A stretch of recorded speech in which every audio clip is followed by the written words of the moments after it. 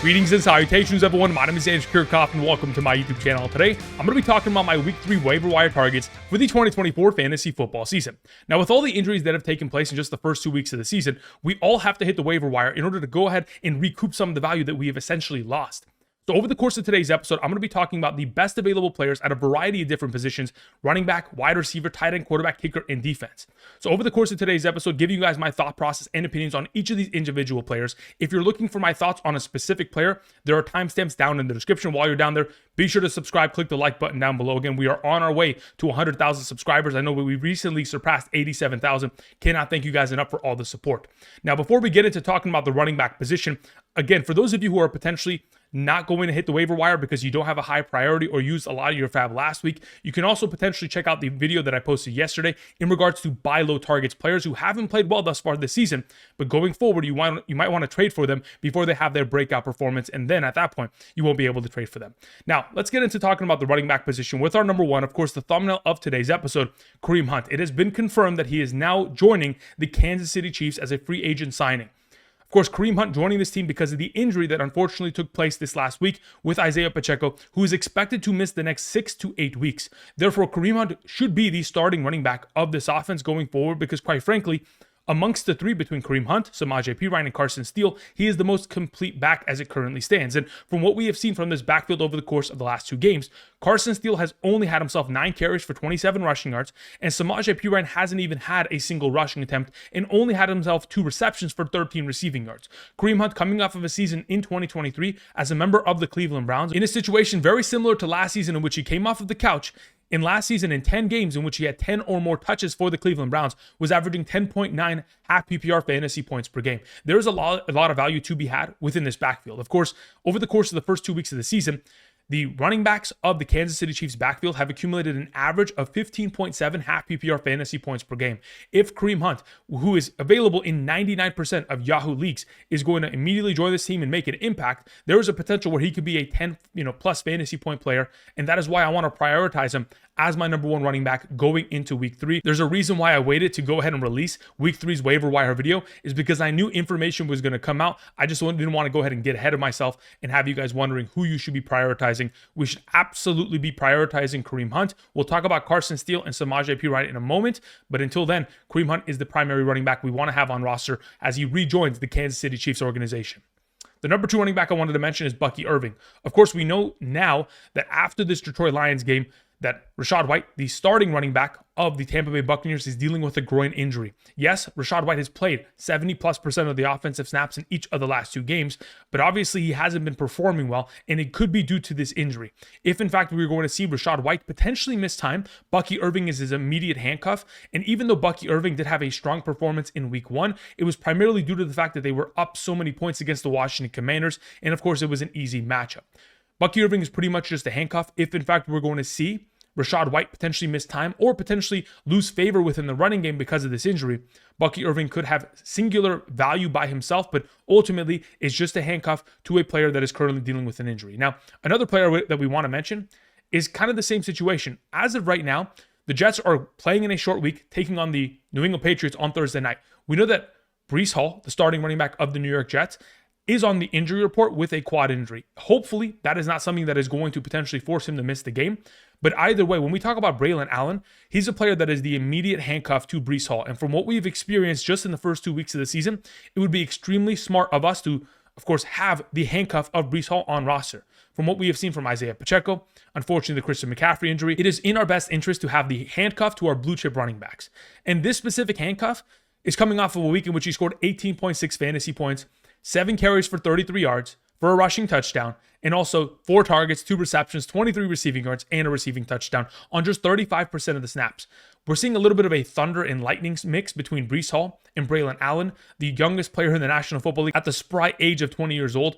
BRAELON, again, can have immediate impact in terms of potentially filling in for Breece Hall if he's going to miss time. And even if he doesn't miss time, He could have individual flex value if the touches continue to stay consistent. 9 touches just this last week in, it wasn't even a positive game script. They were losing for majority of this game and had to come back and crawl back into the overall conversation. But either way, a player that you certainly need to have on roster, especially if you have Breece Hall. Now, speaking of the New York Jets, for those of you who are new customers and want to take advantage of the potential free pick of Aaron Rodgers, be sure to check out Underdog Fantasy at this current moment in time. If you sign up using code Andrew and make a first-time deposit minimum of $10, not only will you be able to claim the first-time deposit offer, take advantage of the free pick of 0.5 total yards for Aaron Rodgers, but you'll get my rankings sent to you every single Sunday morning for the remainder of the season.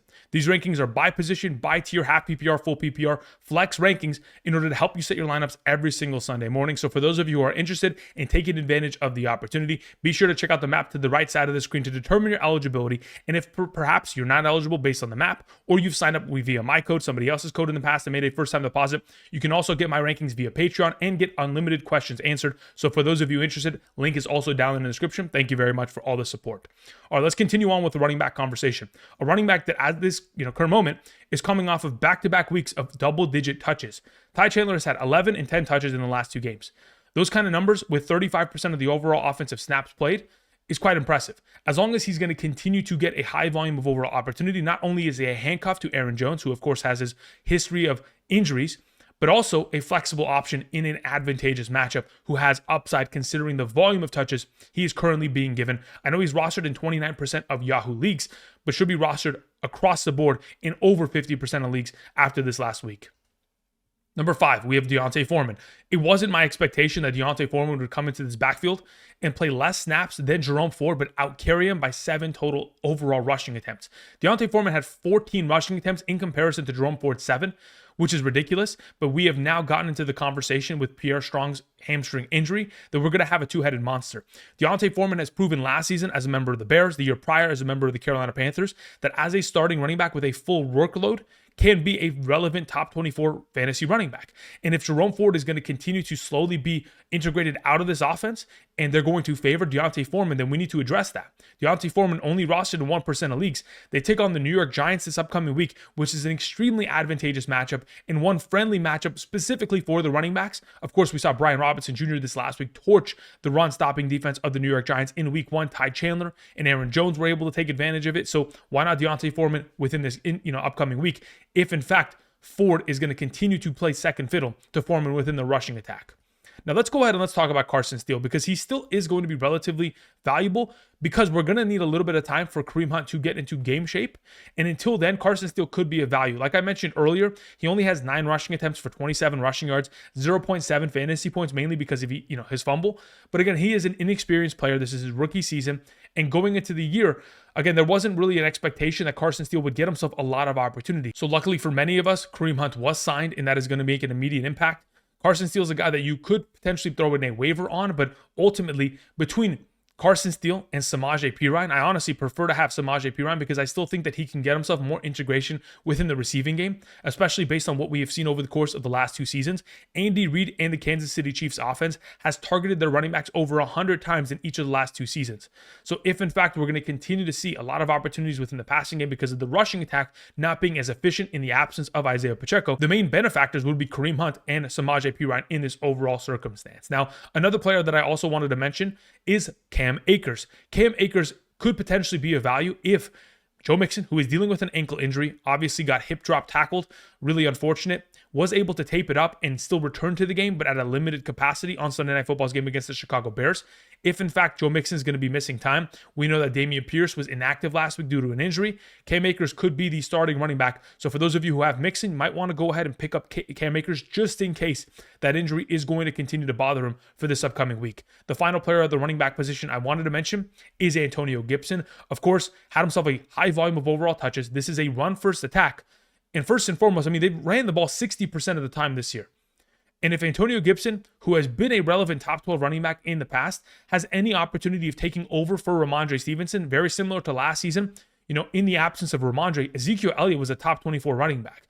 Antonio Gibson, currently rostered in only 16% of leagues, is a valuable handcuff and could even be a flexible upside player in a good matchup, in which, of course, he's given opportunity on the ground through the air. We know he has a lot of talent, but if, in fact, Ramondre was to miss any time, Antonio would be able to pick up majority of the workload and immediately be a top 24 upside player at the position. All right, with all that covered, let's go ahead and transition and let's begin by talking about the wide receiver position. The player who I believe, quite frankly, may in fact be the most valuable prospect in this entire waiver wire period. It is Adam Thielen, because a player like CARSON, STEELE, Kareem Hunt, those running backs, they provide value for the next 2 months potentially in the absence of Isaiah Pacheco. But considering we did get a confirmation yesterday that Andy Dalton will be taking over the starting quarterback role of this offense, the expectation is that Adam Thielen should be able to find himself significant value alongside of the other receivers of this offense like Deontay Johnson. Obviously, Bryce Young was bringing these wide receivers down to his level, and Adam Thielen had himself a lot of open opportunities in this last performance, but ultimately just wasn't able to cut it because of the efforts of Bryce Young. But now with Andy Dalton out there, Andy Dalton is going to just be a gunslinger. He's going to continue to throw the ball for the entirety of these games and make these games competitive. The last time we saw Andy Dalton start for the Carolina Panthers was week 3 of the 2023 season. In that game, he targeted Adam Thielen 14 times for 11 receptions, 145 yards, a receiving touchdown, and 26 fantasy points.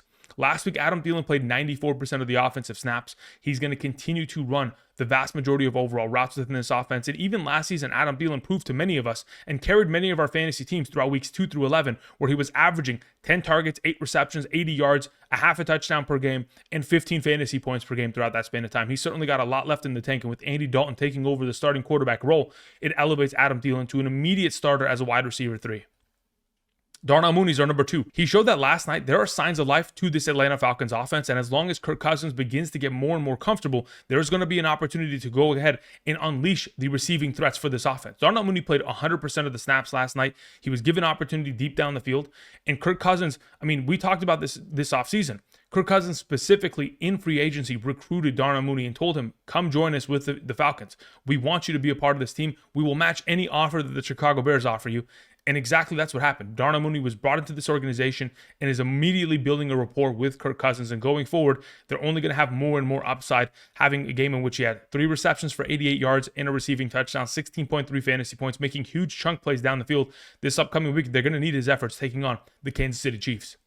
Number 3 will be Quentin Johnston, the former first-round pick of the Los Angeles Chargers in 2023, finally showing some signs of improvement. Obviously coming off of his biggest week of his entire career with 2 receiving touchdowns. And the fact of the matter is, even though I don't know if I can trust the talent of Quentin Johnston, I can trust that Justin Herbert is a good enough quarterback that if in fact he wants to continue to utilize Quentin Johnston in this role, a player that is currently only being rostered in 7% of Yahoo leagues, if he wants to continue to make him the number 1 receiving option as the primary X on the outside, considering Joshua Palmer's injury, Ladd McConkey usually functioning within the slot receiving role, and if Quentin Johnston wants to be the Mike Williams of this offense for Justin Herbert, there's a lot of value in that going forward. But again, this is a run-first attack, and unless he has touchdowns or big playmaking ability with huge receptions down the field, really his value is going to be minimal, and it's going to be very difficult to trust him unless he continues to find a consistency of targets within this offense. Now, speaking of making huge plays down the field, we have Alec Pierce of the Indianapolis Colts, who seems to be the favorite target of Anthony Richardson thus far this season. He has 10 targets, 8 receptions, 181 receiving yards, 2 receiving touchdowns, and 34.1 fantasy points. Amongst all wide receivers in a half PPR, he's wide receiver 8 overall. It is unbelievable to see this kind of production out of Alec Pierce, because the 2 seasons prior, 2022 and 2023, in both those years, had just totals of 2 receiving touchdowns in each season. He already has 2 touchdowns thus far this season in 2 weeks. So obviously we've seen a huge improvement from Alec Pierce, but also a huge opportunity share that has now gone in his direction, which in prior seasons just wasn't available. So if in fact he's going to continue to garner a high volume of targets, competing with Michael Pittman Jr., the return of Josh Downs, he could potentially still have his value for fantasy purposes. But again, very similar to a Darnell Mooney, Quentin Johnston, Alec Pierce, very reliant on those big receiving plays in comparison to Adam Thielen, who is going to function near the line of scrimmage and find majority of his success based on receptions rather than the upside of a given touchdown. Moving on to WAN'DALE Robinson. Speaking of functioning near the line of scrimmage, we have a slot receiving option here who is technically the number 3 receiver based on overall snaps and routes ran behind Malik Neighbors and Darius Slayton. But as it currently stands, WAN'DALE Robinson's coming off of 2 consecutive weeks and a half PPR of having 8.8 fantasy points. He has a very difficult matchup going into this week, but like we've mentioned already this offseason and going into this regular season thus far, based on the contributions of opportunity that he has been given, the Giants are going to be a pass-first offense and a pass-heavy offense, and they have to get WAN'DALE Robinson far more utilization and workload if in fact they want to be successful. The final wide receiver in this top 6 is Josh Reynolds. Josh Reynolds in the last 2 weeks seen himself a lot of opportunity, and considering the fact that this Denver Broncos offense continues to throw the ball at a high volume, considering Bo Nix, his struggles, the defensive struggles, they're going to be in every contest because they're going to be throwing the ball for every single down that you could potentially imagine in that second half. But ultimately, Josh Reynolds seems to have found value in each of the first 2 weeks, a high volume of overall target share. And as long as that is going to remain consistent and the negative game scripts are going to maintain consistent, as a player that is only rostered in 2% of leagues and can very easily be a wide receiver 3 or even a number 2 flex in a 2 flex league. All right, let's move on to the number 7 through 12 overall potential wide receivers. Josh Downs is a player that I'm interested in, mainly because Anthony Richardson has struggled in terms of passing the ball down the field.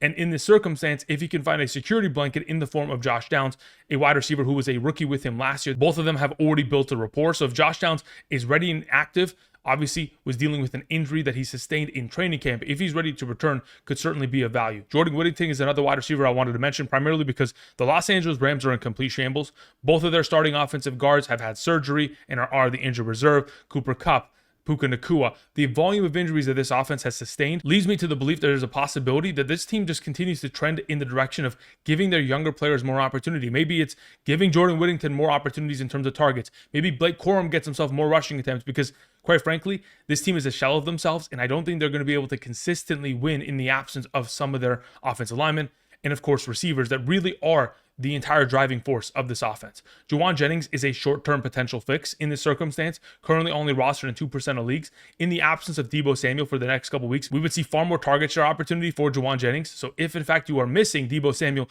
and need a couple week fill-in, he can go ahead and sustain that in the coming weeks. ANDREI IOSIVAS on number 10 has scored 2 touchdowns last week. Now he takes on the Washington Commanders. Again, if, in fact, T. Higgins is going to be missing another week, could certainly be of value. Jalen Nailor, again, another one of these players that, considering injury, Justin Jefferson dealing with an injury, Jordan Addison dealing with an injury, could end up being far more valuable than where we potentially had him in the preseason. Obviously, we knew he was going to be the number 3 receiver, but now he may be the number 1 based on all of the injuries that have taken place to this offense. And Jalen Tolbert is the final wide receiver I wanted to mention. He's coming off of a game in which he posted career highs in targets, receptions, and receiving yards. He's been in the league. This is his 3rd season. So if, in fact, the Dallas Cowboys are going to continue to play exclusively 11 personnel and Jalen Tolbert is going to be on the field for majority of the overall snaps, and they trust him, he could continue to carve out an even bigger role within this offense. All right, let's move on to the tight end conversation with our number 1, Hunter Henry. I mentioned this in week 1 as I ranked Hunter Henry in my top 16 tight end rankings. Obviously, he didn't perform to that level, but in week 2 was finally able to kind of justify my decision-making in week 1. Hunter Henry is a part of an offense with Alex Van Pelt, the offensive coordinator, who is a former offensive coordinator of the Cleveland Browns, has learned from Kevin Stefanski. In that offense, Kevin Stefanski highly utilizes the tight end position. So considering we have seen Alex Van Pelt come over from that coaching tree and join an offense that really has no wide receiver help, and Hunter Henry is the best offensive weapon within the receiving game, it was a no-brainer that he was going to get utilization within this offense, especially considering Jacoby Brissett's overall history in 2022 as a member of the Cleveland Browns with Alex Van Pelt, and how much heavy utilization we saw out of David Njoku throughout the games in which Jacoby Brissett started in 2022 prior to the return of Deshaun Watson. Obviously, Hunter Henry's coming off of a week in which he had 12 targets, 10 receptions, 109 receiving yards, and 14.9 fantasy points. If, in fact, you are in need of a tight end, this is the number 1 waiver wire pickup for your given week. Number 2 would be Mike Gesicki. Here's the fact of the matter. Mike Gesicki had himself a fantastic week, but understand that a lot of the tight ends in this offense got themselves a lot of opportunity. Specifically, every single tight end, Drew Sample, Eric All, and Mike Gesicki all played over 30 potential snaps in this game. Mike Gesicki, yes, was targeted 9 times on the 21 routes that he ran, which is a 43% target rate. But the combined total of the Cincinnati Bengals tight ends in week 2 were 16 targets, 14 receptions, and 151 receiving yards. They are heavily targeting the tight end position. Mike Gesicki is leading the pack in terms of being the primary receiver within that given role, and they take on the Washington Commanders this week. Speaking of the Washington Commanders, we have Zach Ertz, who's coming off of a week in which, of course, he played 66% of the offensive snaps and had the second most routes ran, only second to Terry McLaurin. So if he's going to be on the field for the majority of the game, obviously we're going to expect him to get far more potential opportunities. Now, if in fact you do choose to pick up Zach Ertz because he is available, understand that this is a long-term play rather than a short-term play. The Cincinnati Bengals have shut down Kelsey in week 2 and Hunter Henry in week 1. I would assume that they're probably going to shut down Zach Ertz this week, but if in fact you need him for future weeks, weeks 4 and beyond, this will be the pickup. Jonnu Smith is our number 4. Again, they went ahead and made a concerted effort to get him far more utilization within the early quarters of that game prior to Tua Tagovailoa's injury. 7 targets, 6 receptions, 53 receiving yards, and 8.3 fantasy points. We're hoping that he gets more and more opportunities going forward. And as long as he continues to run more routes than someone like Durham Smythe and gets himself more snap opportunity, Jonnu Smith is a perfect fit for this offense. He makes plays after the catch, and as long as the opportunities are going to be there for him, should be of value. Now, the next 2 players I wanted to mention are Luke Schoonmaker and Bretton Strange. Both these players coming off of a week in which they had 6 targets, and they are both backups to, of course, Jake Ferguson and Evan Ingram. So in the absence of these players, both of these options can be startable in the coming weeks. Of course, Schoonmaker taking on the Baltimore Ravens, not the easiest matchup, but of course, we just saw Brock Bowers take on that defense and torch them. The Jacksonville Jaguars taking on the Buffalo Bills. Obviously, that's not an easy matchup, but like I mentioned just moments ago, Jonnu Smith, 6 catches, 53 yards. There's a possibility against that defense to find success. Let's move on to the quarterback conversation. I think this is pretty simple. If you have an opportunity of picking up Geno Smith, you should. As of thus far this season, he has the second highest adjusted passing completion percentage, 84.8% amongst all quarterbacks. The last 2 weeks, 17.8 and 17.9 fantasy points. His upcoming schedule consists of the Miami Dolphins without Tua, the Detroit Lions, and the New York Giants. The Detroit Lions matchup is one of the best for him, primarily because in the last 2 seasons, they've played the Lions at least once, 2022, 2023. In those games, Geno Smith, 328 passing yards, 2 touchdowns, 320 yards, 2 touchdowns. And the Seahawks won both those games, 37-31 and 48-45. A lot of shootouts potentially inbound for the Seattle Seahawks offense. Now, Derek Carr, when we talk about highest adjusted passing completion percentage amongst all quarterbacks, Derek Carr is number 1 in the league, 86.5%. When I say adjusted passing completion percentage, I'm talking about when you eliminate the potential of drops that weren't the fault of the quarterback. So in this circumstance, Derek Carr, the most accurate quarterback in fantasy football and in the National Football League right now, has matchups against the Philadelphia Eagles, again, a terrible secondary, which is their biggest weakness, the Atlanta Falcons, and the Kansas City Chiefs. If, in fact, this offense continues to drop 30 points in the first half of every game, Derek Carr is going to have value coming off of 2 weeks in which he's put up over 21 fantasy points in a 4-point per passing touchdown league. The next quarterback to mention is Sam Darnold. He has a very difficult upcoming schedule against Houston, Green Bay, and the New York Jets, but he still played extremely well against the San Francisco 49ers. So if in fact we're going to be in a situation in which, of course, Sam Darnold is available and you are in a quarterback need, he'd be the next man up. We have Deshaun Watson, currently rostered in 25% of leagues, has the easiest strength of schedule amongst all the quarterbacks that we've mentioned thus far. Takes on the Giants this week, the Raiders the following week, and the Washington Commanders the week after that. Hopefully, these easy matchups build confidence for him and get guys like Amari Cooper and, of course, Jerry Jeudy some fantasy value. Justin Fields is number 5. Again, Justin Fields was confirmed to be the starting quarterback going into week 3 by Mike Tomlin. Again, as long as they continue to win, Justin Fields is going to be the starting quarterback. That's all that they care about. They want to play defense and they want to run the ball, and Justin Fields helps them do that. They take on the Chargers, the Indianapolis Colts, and the Dallas Cowboys. The next 2 weeks, suitable weeks for him to potentially have success. Could have had himself a second passing touchdown in this most recent game, but unfortunately was called back due to a wide receiver holding by Van Jefferson. The touchdown was complete in the direction of George Pickens. We move on to Gardner Minshew, the final quarterback I wanted to mention, takes on the Carolina Panthers, Cleveland Browns, and Denver Broncos. The Carolina Panthers matchup, one that he could easily find success in this upcoming week. All right, let's move on to kickers and defenses going into week 3.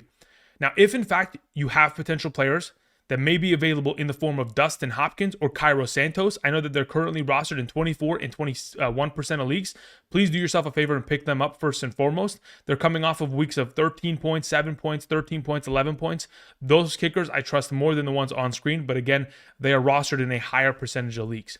Now, I also do want to mention the stat of the day in regards to kickers is that thus far this season in 2024, there have been more field goals made than offensive touchdowns scored, and field goals of 50 or more yards have been 35 of 39. So there is a high incentive for teams to get to the logo and just boot the ball rather than try to make plays down the field, which unfortunately they're not capable of accomplishing. But if in fact you have an opportunity of picking up one of these 3 kickers, they should all be available 10%, 6%, 7% rostership. Jason Myers, again, like I mentioned before with Geno Smith, pretty advantageous matchups going forward with Miami, Detroit, and the New York Giants, coming off of 2 weeks of over 10 fantasy points. Blake Grupe taking on, like I mentioned with Derek Carr, advantageous matchups, taking on the Philadelphia Eagles, Atlanta Falcons, Kansas City Chiefs the next couple weeks. Blake Grupe has scored 30 fantasy points in the last 2 games. Matt Prater, pretty advantageous matchups himself, taking on the Detroit Lions and Washington Commanders. He has scored a total of 22 fantasy points in the last 2 weeks. Then we move on to the defensive topic. The Tampa Bay Buccaneers take on the Denver Broncos. The Denver Broncos have allowed 9 and 13 fantasy points in the first 2 weeks to opposing defenses. Tampa Bay should take advantage of Bo Nix. The Green Bay Packers are next up in regards to the Tennessee Titans having allowed 24 and 11 fantasy points to opposing defenses. For some reason, every single week, Will Levis wants to try to end his career by making a terrible decision and turning over the ball, and hopefully he'll do it once again against the Green Bay Packers for us. The final defense we'd mention is the Las Vegas Raiders. Of course, the Panthers have allowed 14 and 11 fantasy points to opposing defenses in the first 2 weeks, but that was with Bryce Young. There's not to say that Andy Dalton doesn't come in and throw 5 picks, so potentially the Raiders defense can be a pick up and play in week 3. All right, that's going to cover it in regards to my waiver wire pickups for week 3 of the 2024 fantasy football season. Yes, a lot of names, a lot of players, but a lot of value as well. Be sure to hit the waivers. Thank you everybody for watching. I'll be back tomorrow with my top 40 running back rankings. And until then, have a great rest of your day. Later tonight at around 7 p.m. Pacific Standard Time, I will be live streaming here on the channel. So for those of you interested, be sure to swing on by and ask questions. Thank you everybody. And until next time, I'll see you guys. Peace.